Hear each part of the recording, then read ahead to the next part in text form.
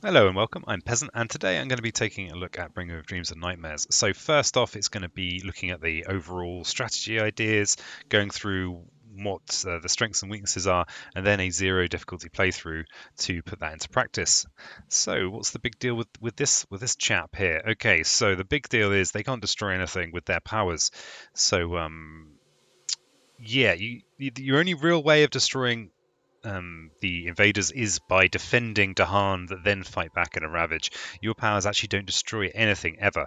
In fact, if you destroy, but you do instead, you gain lots of fear and push. Obviously, cities don't get pushed. That's a very easy rules mistake to make. Cities stay where they are, but the your explorers and towns that you would destroy get the air hand thingamajigs, whatever they're called, air quotes. That's the one.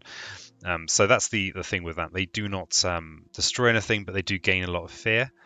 So a single power cannot destroy a given invader more than once. Powers which cause damage via a Dahan are affected just like all others. So even something like Vigor of the Breaking Dawn, where it's like a picture of Dahan, they're all looking like they're going to be fighting. No, actually they're just being scary instead. So yeah, watch out for that though. Obviously, I'm playing digital here, so these rules will be enforced whether I like them or not. Um, so yeah, that obviously.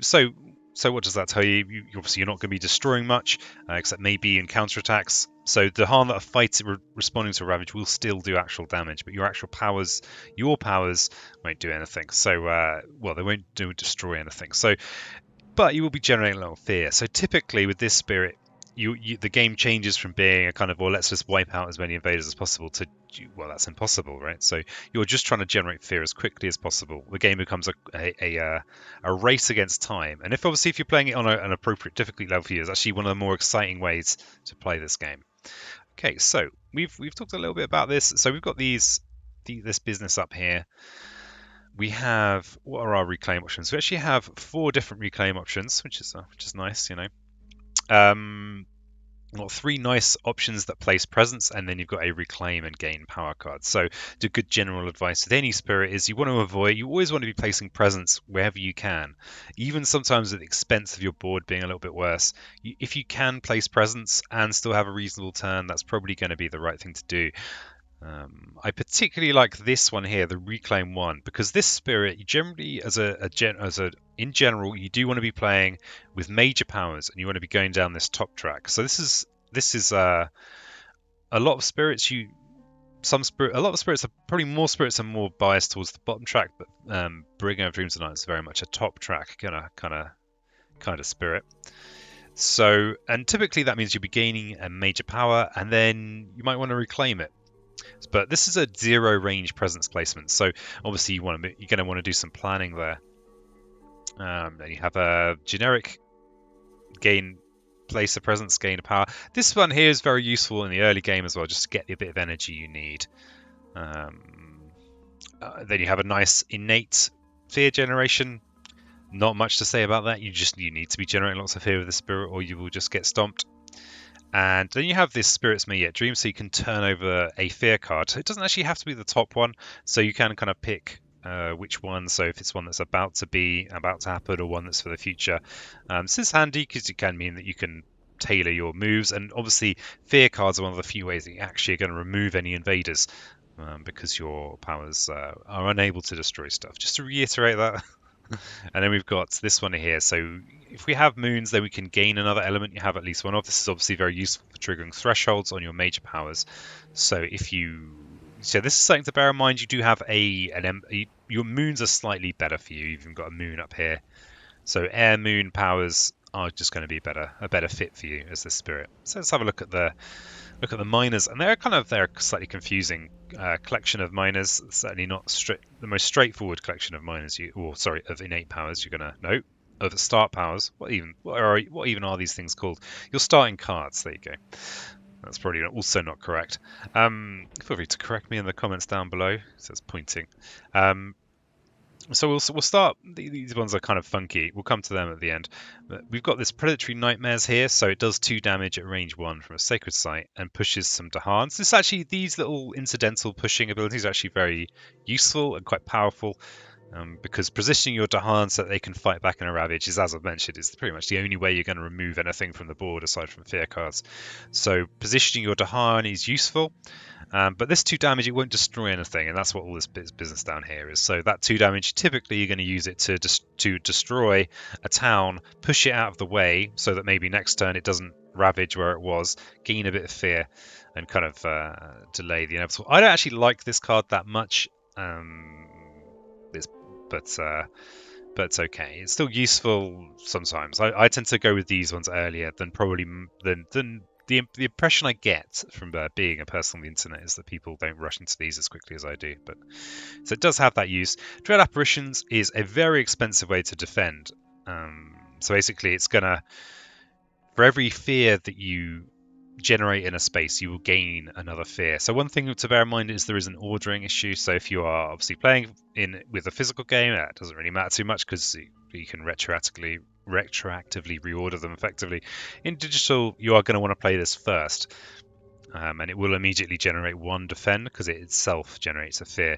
Obviously, you can use this in tandem with Night Terrors, but then you have a range issue because you need to be in 0 range with invaders. I probably should have mentioned this, actually.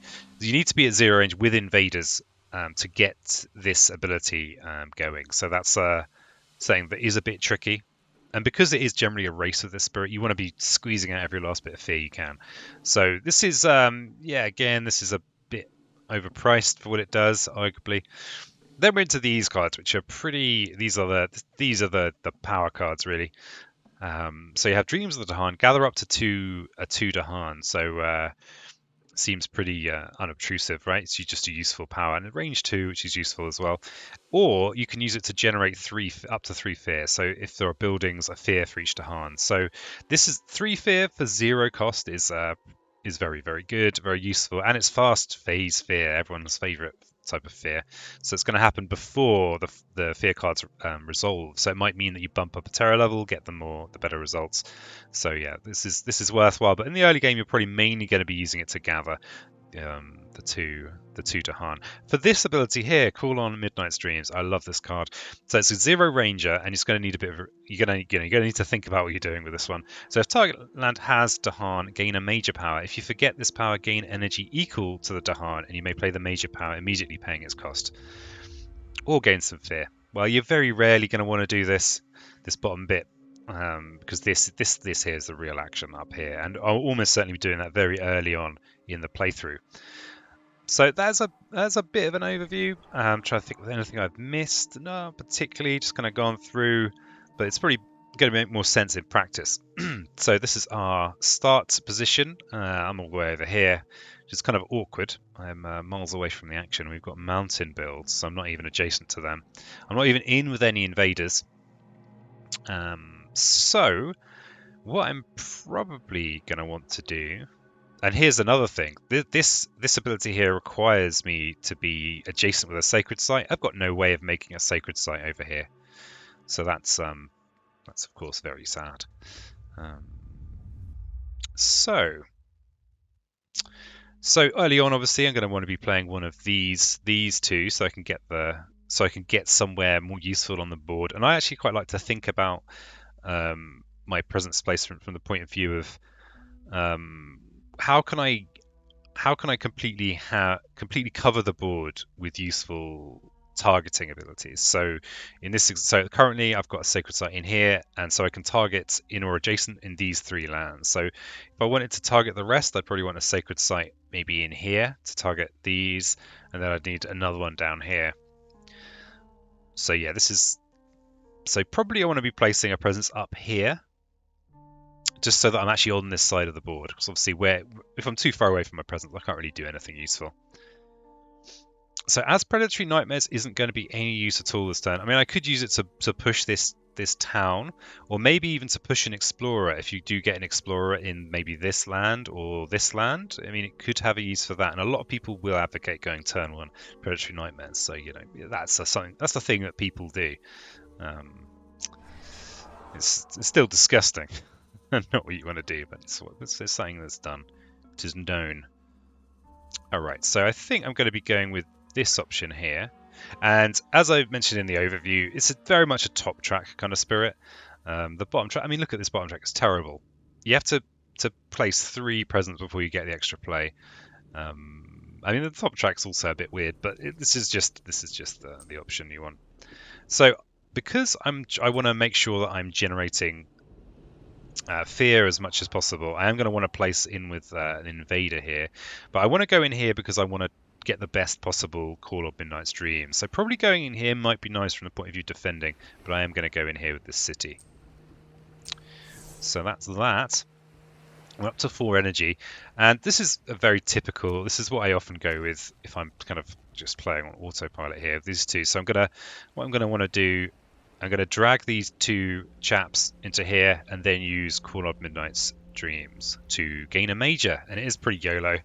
That's how I like to roll with the spirit. So obviously the Predatory Nightmares is also a viable option, but that's not what I'm about. So we're gonna Night Terrors, and there is a little ordering issue here. So because you can forget this power to potentially play a power immediately, you will lose those elements from your element pool.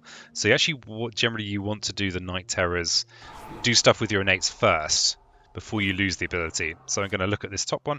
Obviously I could have looked at any of them, but I like to look at this. Invaders do not build in lands with cities. Okay, that doesn't really impact on the price of fish very much at all. So I'm going to Dreams of Dahan to gather these 2 into here with this city, and then I'm going to call up Midnight's Dream. So what that means is I'm going to get to gain a major power. Obviously I could gain fear, and that would gain me this fear card, but I know that this fear card's going to do very little for me. So and even if it was going to do something for me, this is the action here, gaining this major power. So the thing to bear in mind, of course, is that these major powers are not going to do. And they're not going to do any destructionness. They're not going to destroy anything. They will push things around, but there's no destruction there. So let me just move that map. So, and also, I'm going to have potentially the ability to play it this turn if I forget Call of Midnight's Dreams. Now, you don't have to forget Call of Midnight's Dream. Feels like a little wrinkle there. I think people sometimes feel like they have to. Actually, you don't have to. You can just use it as another way of getting a major power. Because typically, I mean, Predatory Nightmares, I've got it in for Predatory Nightmares, so I probably will forget that rather than this. Unless I think I can see a very big benefit of going with one of these cards, and I don't think I can. The Tsunami is potentially quite good, but again, I'm not going to want to play it straight away. Entwined Power...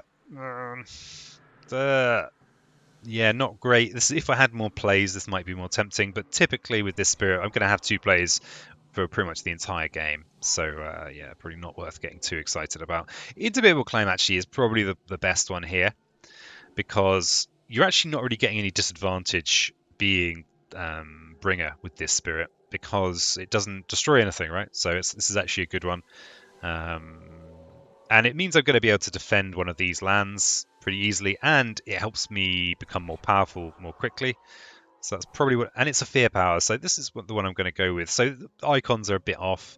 Ideally, I would have been something more moony, something more airy, but certainly something more moony, but no useful moon options here. Obviously, the big destructive powers are very useful for generating a lot of fear, great big wads of fear, but this isn't really appropriate, I don't think. I think this is just going to be better for us. So I'm going to go with Indomitable Claim, and I'm going to forget Predatory Nightmares.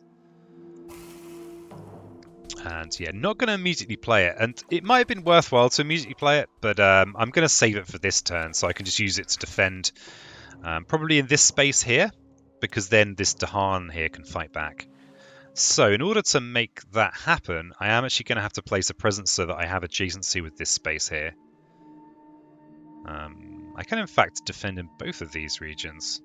So what I could do, I will be generating a fear with Night Terrors if I just play Dread Apparitions here, and it itself would generate a fear. So if I place a presence in here, then I can use my Night Terrors, which are range 0, which is tricksy, to defend in here, and then Indomitable Claim to defend in here. The nice thing about doing this is that I'm not reclaiming, so I'm still placing presence and getting that going. So in order to place in here, I have to go with either this option or this option. And I might want to gain a minor power here. So I know that I've been banging on about this being a major power spirit, but gaining a useful minor, for example, gaining a minor that might mean that I can get the other icon here might be pretty useful. Though also gaining energy, there are good reasons to do either. So if I do gain extra energy here, it means that when I reclaim, I'm going to be able to play this again without too much difficulty. It also means that if I go with Call of Midnight's Dream again, then I'll have a bit more energy to play a major that arises from that. So either are good.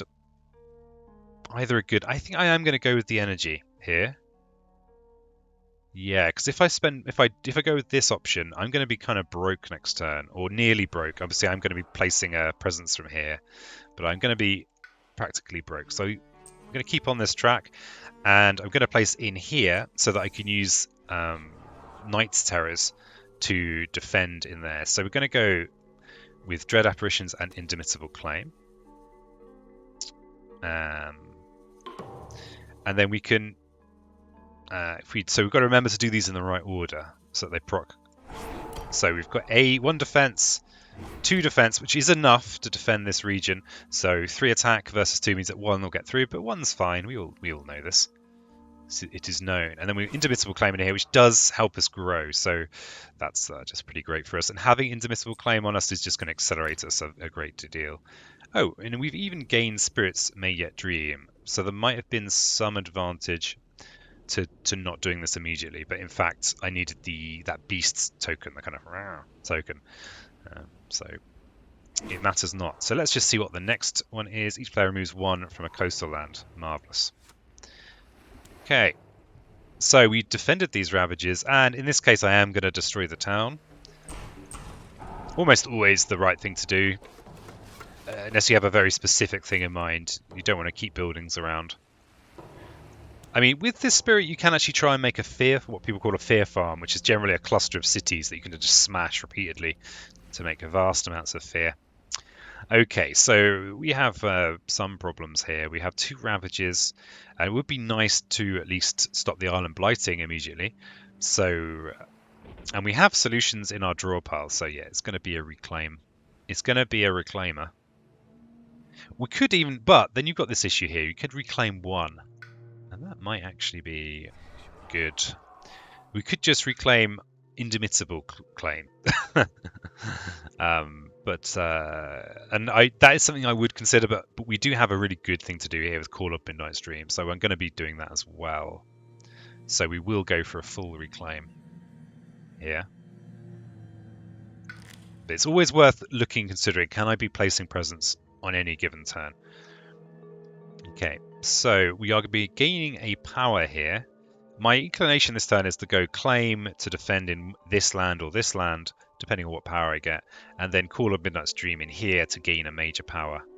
So I probably will Indomitable Claim in here, just in case I draw a solution in here when I'm going Call of Midnight's Dreams. Although I'd probably play this first, actually, so I can respond. So what do I want to gain here? The thing is, because we've got Indomitable Claim, we're actually going to go down this track at some point. We could even go for another major, which is, you know, it's not as wild as it seems. I actually really like hanging on to Dreams of the Dahan because it is a good amount of fear. Dread Apparitions, as we've seen, does have its use. It does have its use. It's enough to help us defend in a place like this, or even in here is even better. So we probably do want to have Dread Apparitions for next turn in here, because then we can defend in both again with Indomitable Claim. And the weird thing is with Indomitable Claim, it does kind of mean that we can afford to reclaim a bit more because we are still placing lots of presence. So I actually think I want to keep all my cards. So I'm going to go with gaining a minor, but almost certainly this is going to be fodder. This is going to be something I discard later on to become a major. Well, I've just drawn Rain of Blood. Everyone knows I love Rain of Blood. It's one of my favourites. So, okay, we even got a good target for it here. So let's look at this in a bit more detail. So we like things with moons on. We have drawn, because we have this ability here, which means that if we have moons, it's going to give us extra elements, which is useful maybe for trigger thresholds on our majors. So we like moons. What else do we like?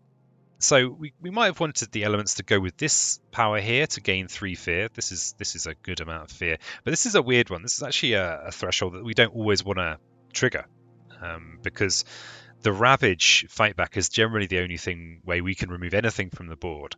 So this is a weird one for us. I mean, it's still 3 fear, is still a lot of fear. So that might make us think, oh, we want drought. Because it gives us the icons to get the threshold there. It gives us the sun and the earth. But I mean, it's possible, but we don't really want to be adding blight. Adding blight in solo is a bit of yeah, it's a bit of a tricky business. Not necessarily something we want to be doing.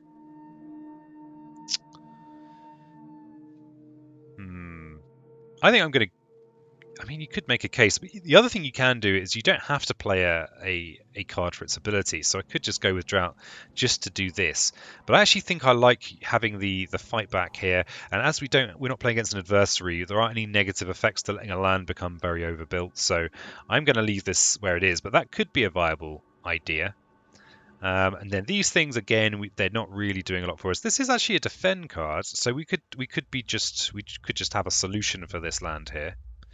For this Ravage, and then for this land, and it has a mountain on for possible intermittable claim, because then we just need 1 sun and 1 mountain if we're playing this in order to. And we've only got 1 any there. Yeah, probably.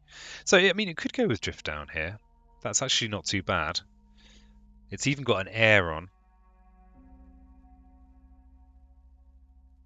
And it is useful in multiple places. This turn, we're definitely going to want to go Indomitable Claim and call up Midnight's Dream. So we're not going to play it this turn. But what about next turn? So we'll have a Ravage here and a Ravage here. So actually, Drift Down is going to be good. We're not going to be. We don't have the luxury of just playing extra freebies. So actually, I'm going to go with Drift Down here. Even though it is a bit off-brand. I guess because we've got Indomitable Claim, it makes it slightly more brand-friendly. But no. And we could even use it this turn. But we're not going to, I don't think. So we could. So yeah, we've got another decision here. Preventing a blight going down does actually have some kind of value. But next turn, next turn we have more high priority things to protect. So in this case, I'm saying, okay, well, I'm going to let a blight go down here in this coastal forest, because I don't want a blight going on here and cascading, and I don't want a blight going here and destroying my presence. So I'm going to not do this turn. I'm letting this land blight so that I can protect both of these. So we're going to go with Call of Midnight's Dream. And this might just draw a solution. We'll find out.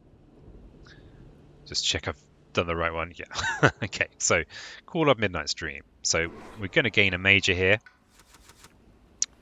Okay. So we've got some pretty good stuff here. We have this, which is arguably one of the strongest powers in the base game. It's a range 3 from a Sacred Site defend card. So it can cover anywhere on this tile just from this land here, which is lovely. It has okay icons for us, and Rain of Blood works nicely with it as well, because it has the same icons, and getting to play it twice is kind of redonkulous. It also replaces buildings with the kind of the next step down, which is valuable for us, because we can actually use this, because it's not a destroyer power, it's a replace power. So if you look at the fine print of the rules, so this is the one that I'm very. It also means we can defend in here. Effortlessly, he says. Vengeance is fast fear, but compared to wins, this is just not even worth thinking about. Accelerated Rot. I mean, it does have the moon on it, but yeah, this is such a funky card. Don't want to get involved. This is also kind of tempting. But with the icons are just so off-brand that we're never going to get this threshold effect. And without it, it's a bit weak. I mean, you've got to think with this spirit that basically damage becomes fear. So if I can use this to destroy a city, well, actually, that's 5 fear. So this would be 7 fears. That's okay. But this is going to keep us in the game. So I am going to forget. Oh, and there's the thing. Wait. So yeah, I've already made a mistake, because I'm going to forget a card that's in play. So I'm actually going to lose this call. So that was a big mistake. I'm going to lose a fear. So that was a mistake. Unless I forget something from over here, but I like all these. Definitely want to use these next turn. I mean, I could forget Dreams of the Dahan, but that's an even better card, so yeah, we're going to go with this. So I can now play this. So yeah, I've missed out on a fear. Foolish. Very foolish. Okay, so we're going to Winds of Rust and Atrophy. And we could actually Winds of Rust... We could actually defend in here or in here with Winds. So, I mean, I guess where do I want presence to be? Where is it more important for me to have presence? And I suppose my presence is a little bit less in harm's way over here than it is over here. So I am actually going to defend with Claim in here. And we're going to keep on down this top track. And we're going to Winds of Rust and Atrophy in here. And this is interesting. I could either I could downgrade a city or downgrade a town. I don't have any big power damage dealing powers, but if I do, then slapping cities is just really good value because you get 5 fear for doing that. Whereas a town, you only get 2. So I'm thinking I'll actually just downgrade the town here. Oh, looks like there's a delivery outside. I might have to just pause. I've returned. Okay. Okay, so we're back to the explore phase. And what's going on here? What's occurring here? So we have a Ravage here, and we've already planned for these, so this is fine. We can use Dread Apparitions, and we can use Drift Down to take care of these spaces. So we're not too worried about these. It's a bit of a kind of a weak turn, arguably. Got a build in here and in here. We're not really generating as much fear as I'd like, because we've basically ended up with 2 defensive powers. So what we could be thinking of doing is maybe, yeah, these are both fairly high priority things to defend. So we probably are going to stick with the plan here of Dread Apparitions and Drift. But what we could do is we could try and set up our next turn. But yeah, we're very, very defense heavy. We might want to deliberately focus on something that's going to actually do some damage. So maybe that might have been a mistake on my part. So well, maybe if I gain a power card, looking for an offensive major, and I could forget maybe Dreams of the Dahan, or maybe even I could forget one of these once the defense is done, because Drift Down to Slumber is very rapidly not going to be enough to help. So yeah, I think I am going to gain a major. What I'm looking for here is a solution. Something that's going to do a lot of damage, or gain a lot of fear. I suppose that's an alternative approach. Crikey, these are actual cards, but they're. I mean, Paralyzing Fright is amazing. It generates a lot of fear. That's probably the right thing to go with here, but we've ended up going with very defensive things. It needs air. Air's fine. The mountains are okay if we can get it out with our claim, and that's quite a nice combo. We definitely want to be triggering the threshold, so we're probably not going to go with this turn. And actually Drift Down into Slumber has just earned its keep, because it has perfect icons for that to match. But then those would be the only 2 things we're doing in a turn. And Drift Down into Slumber, it's only defend 4, which is not enough. It's not going to be enough. I mean, it is right now. It's useful this turn, but next turn, not so much. So I think I'm going to go with Fright and probably forget Dreams of the Dahan, or even Dread Apparitions. Or we could even think about using Paralyzing Fright this turn to skip a Ravage maybe in here. But we don't have targeting in there, and we want to defend in here to clear this land. So I think we're going to take Paralyzing Fright and use it next turn. I think that's the call. And we're going to get rid of Dreams of the Dahan. And maybe next turn we can not avoid the full reclaim and just go with using our growth option, this growth option here, to reclaim a single one and keep placing presence and make a sacred site somewhere, which we could use to target Paralyzing Fright. So we can already target in here. So I think I'm going to place a presence in here just to have the most flexibility. Just to have all the flexibility ever. Might be a bit foolish to spread out like this, actually. But that's what I'm doing. Just going for the foolish plays. Oh wait, peasant. We can trigger the full now because we get this extra icon here, this extra element. So we can get the extra mountain, and now we're up to this. This is it. This Paralyzing Fright is amazing, especially in solo, because I mean that's 2 fear cards on its own, and that will get us to terror level 2. That's gonna be great. So we can Paralyzing Fright in here. We can drift down into there. I knew there was something. Obviously, we're missing out on some fear from this, but gaining 8 from that is that's acceptable. Oh, the problem we have, of course, is that we're not going to get to fight back on here, but that's okay. That's just fine. Defend in there and then gain 8 fear in there, which is great. I mean, we're not using our ability, and that's just 3 fear cards that turn. So you can move a town or an explorer from a coastal land. So let's just remove this. It's going to make this a lot. This is actually going to make Drift Down to Slumber much more relevant. Each player removes 2 explorers or a city from a land with Dahan. So we can't prevent any. We can't prevent a build anywhere. So we'll just remove that town. Defend 2 in all lands with presence. Okay, I don't think that gained us anything. Okay, so it's looking okay. Right. So we have a Ravage here and we have a Ravage here. And actually, because we've got that little wombo combo of having Paralyzing Fright with Drift Down to Slumber, I am tempted just to reclaim both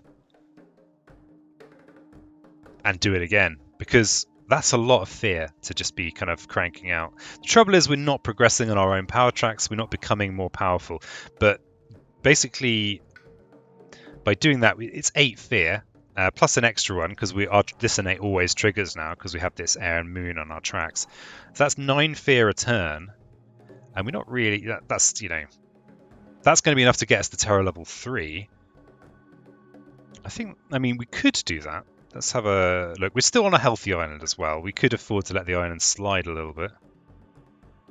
But going for the reclaim also means that we have Indomitable Claim and Winds of Rust for future turns. So I think that is actually reasonable. Dread Apparitions is going to do very little for us this turn, he says. Maybe it does do something for us. It does very little for us this turn. So I think going Reclaim 1 is going to just be a weak turn.